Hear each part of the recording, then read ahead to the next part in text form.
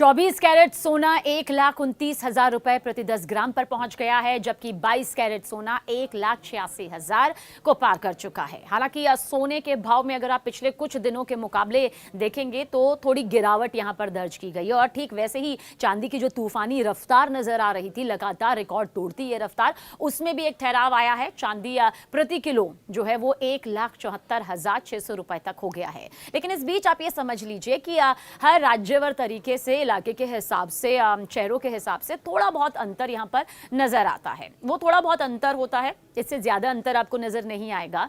वैसे आने वाले दिनों में भी ये जो उतार चढ़ाव आप नजर देख रहे हैं वो बना रह सकता है और उम्मीद ये है कि ग्राहकों के लिए ये अच्छी खबर हो सकती है, क्योंकि अभी शादियों का मौका भी चल रहा है। ऐसे में खूब खरीदारी सोने चांदी की हो रही है, तो एक राहत यहां पर जरूर है। जानकारों के मुताबिक सोने में तेजी से हुई इस गिरावट को एक करेक्शन फेज के तौर पर देखा जा रहा है, जो कि हमेशा से आता भी है। इस साल आपको याद होगा कि किस तरह से सोने की कीमतों में रिकॉर्ड तोड़ इजाफा दर्ज किया गया। 50% से ज्यादा सोने के रेट्स बढ़े थे। ऐसे में मुनाफा वसूली का जो दौर है वो चल रहा है। अगर अंतर्राष्ट्रीय स्तर पर अस्थिरता, यानी कि जो स्थिरता हम हमेशा से देखते हैं वो नहीं रहती है, या फिर जियो पॉलिटिकल टेंशन जो है वो बढ़ता है, तो जाहिर सी बात है सोना फिर से ऊपर जा सकता है।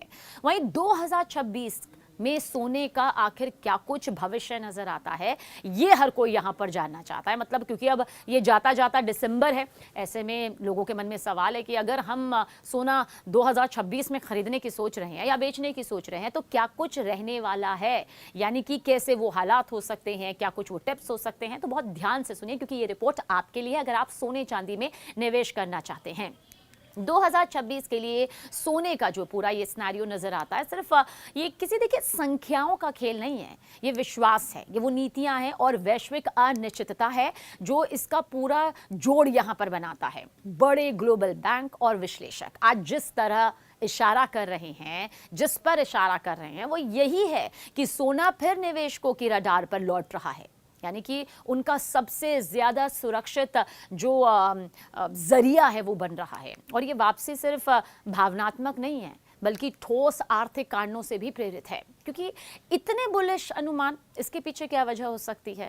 देखिए, सबसे बड़ी वजह डॉलर की कमजोरी, क्योंकि डॉलर की कमजोर पड़ती पकड़ होने की आशंका अब भी जताई जा रही है। जब डॉलर बढ़ता है तो आप समझिए जो दूसरी मुद्राएं हैं और जो निवेश हैं वो सोने की तरफ झुक जाते हैं, क्योंकि सोना पारंपरिक रूप से डॉलर के बिल्कुल उलट चलता है।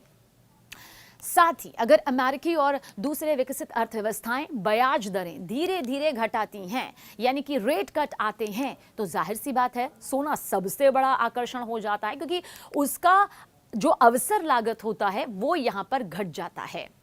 और इसी वजह से कई संस्थाएं, कई रिपोर्ट्स जो आती हैं, जो सोने और चांदी को लेकर बनकर आती हैं, वो ये मानती है कि अगर 2025-26 के बीच फेडरल रिजर्व ने नीतिगत दरों में ढील दी तो सोने को निवेश के रूप में मजबूत यहां पर एक आयाम मिलेगा। अब दूसरी बड़ी वजह भी जान लीजिए, केंद्रीय बैंकों और बड़े निवेशकों की लगातार खरीद। देखिए, वर्ल्ड गोल्ड काउंसिल और कई रिपोर्ट्स के जरिए ये मालूम चलता है कि कई देश, खासकर विकासशील देशों के सेंट्रल बैंक अपने रिजर्व में गोल्ड का हिस्सा बढ़ा रहे हैं।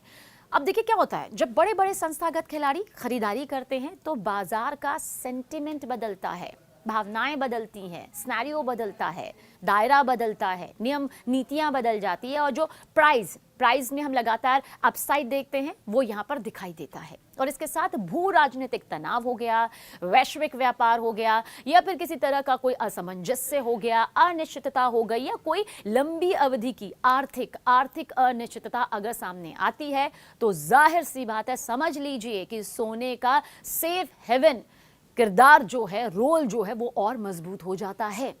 अब देखिए, भारत के संदर्भ में अगर हम बात करें तो अंतर्राष्ट्रीय कीमतों के साथ एक बहुत ही इंपॉर्टेंट फैक्टर जो है वो है रुपया डॉलर विनिमय दर और आयात शुल्क।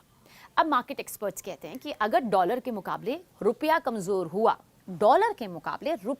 हुआ और आयात शुल्क वही रहे तो घरेलू सोने की कीमतों में अंतर्राष्ट्रीय उछाल से भी तेज बढ़ोतरी दिख सकती है।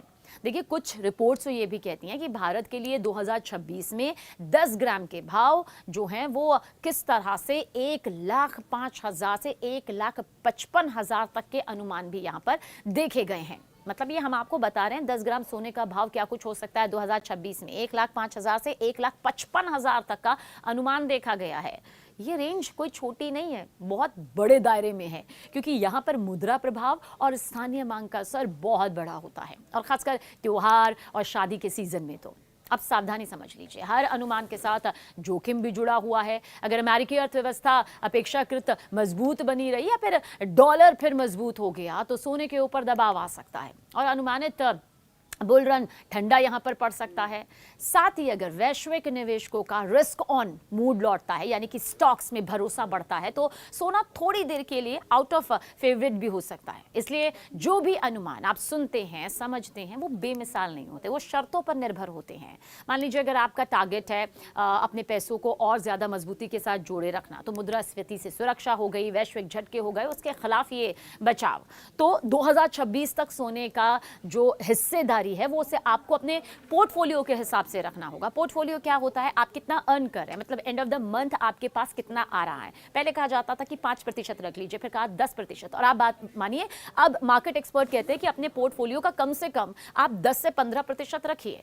लेकिन यह भी जरूरी है कि निवेश का आकार आपकी जोखिम की सहनशीलता को कितना सह पाता है, क्योंकि देखिए सोने में जो निवेश होता है वो आज के लिए नहीं होता, वो आज से 5 साल बाद आप क्या चाहते हैं, आज से 10 साल बाद आप क्या चाहते हैं, एक लंबी अवधि के लिए यहां पर होता है। अब आप जानते हैं कि SIP स्टाइल निवेश सामने आ चुका है, गोल्ड ETF सामने आ चुका है, SGB बहुत बेहतरीन स्कीम के तौर पर सामने आ चुका है। कुछ कागजी सोना होता है, लेकिन आप यकीन मानिए ये बिल्कुल सोने जैसा ही आपको फायदा देता है, क्योंकि सोने के जो भी रेट्स अप एंड डाउन हो रहे हैं, अप्स एंड डाउन हो रहे हैं, वो सब इसी में ऐड ऑन हो जाते हैं।